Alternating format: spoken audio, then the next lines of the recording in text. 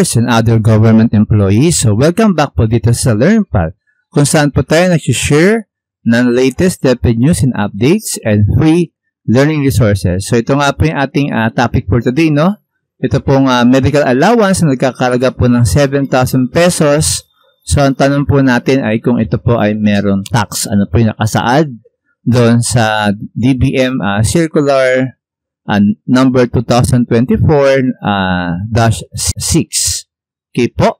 So, good news nga po, no? Sabi po ng ating mahal na Department of Budget and Management Secretary na si Secretary Pangandaman na tayo po makaka-receive ng ating medical allowance worth 7,000 pesos. Okay? At anytime po this year ay pwede natin ma-receive yung ating annually 7,000 pesos. At ito po pinagtibay ng Executive Order number 64 Series of 2024 na part po ng prescribed the salary increase for the government personnel.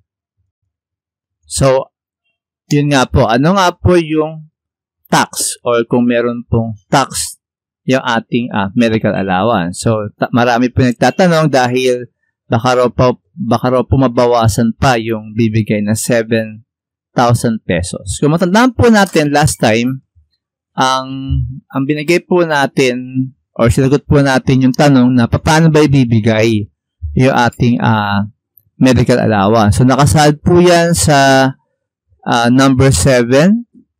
Ito po yung forms and the other details of the medical allowance. So, the medical allowance may be granted in the following forms. So, pwede pong ibigay yung ating medical allowance sa different forms po. Una, through HMO type product coverage na pwede po kunin ng ating agency like DepEd.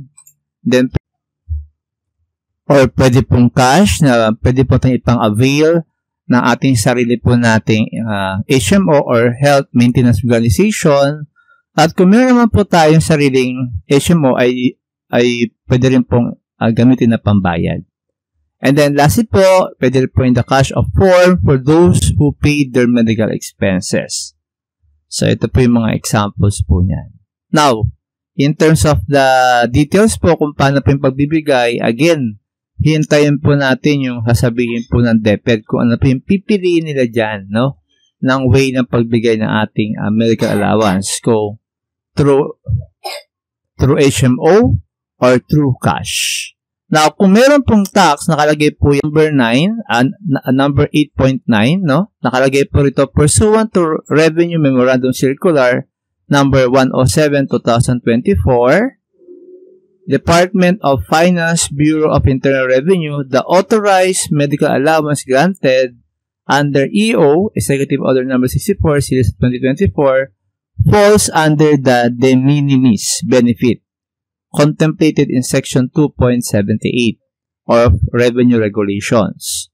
Such being case, the medical allowance or the actual premium paid to HMO providers in compliance with the EO number 64 ay exempt from income tax and consequently to withholding tax pursuant to Section 2.78.